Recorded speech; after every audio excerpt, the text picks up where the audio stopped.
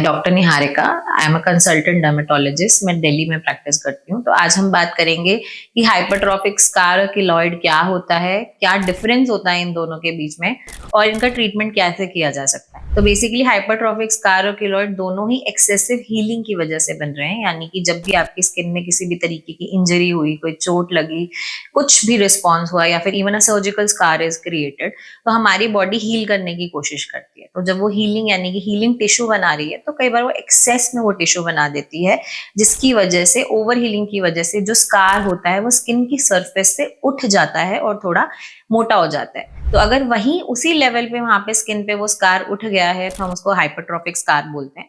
और वही स्कार अपनी जगह से इधर उधर स्प्रेड हो गया है, यानी वहां से तो उठा ही है, उसके अलावा नॉर्मल स्किन पे भी थोड़ा और ज्यादा स्प्रेड होकर एक्सेसिव हीलिंग हो गई है, तो हम उसको किलॉइड बोलते हैं। अब किलॉइड जो होते हैं, कुछ वो पर्टिकुलर एरियाज पे ज्यादा टेंडेंसी होती है लोगों को उसको डेवलप करने की, जैसे कि ईयर लोब्स हो गए।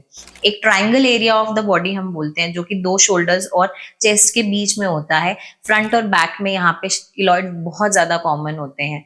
तो ये एरियाज है जहाँ किलॉइड ज्यादा कॉमन होते हैं। हाइपरट्रॉफिक स्कार आपके बैक पे भी हो सकता है, आपके एक्ने हीलिंग की वजह से भी हो सकता है। उसके अलावा आपको कोई चोट लग गई, आपने कोई सर्जरी कराई, उस एरिया में भी हो सकता है because of the excessive healing.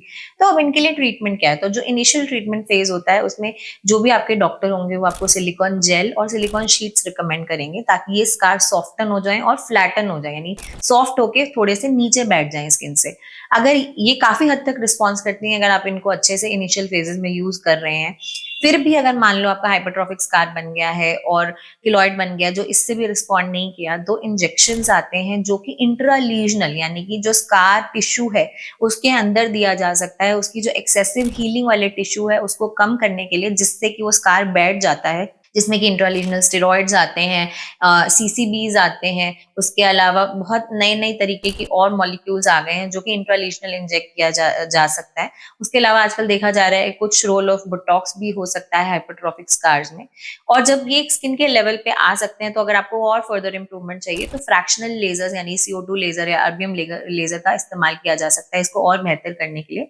फिर भी आपके कुछ सवाल हैं तो आप अपने डर्मेटोलॉजिस्ट से पूछ सकते हैं। Thank you.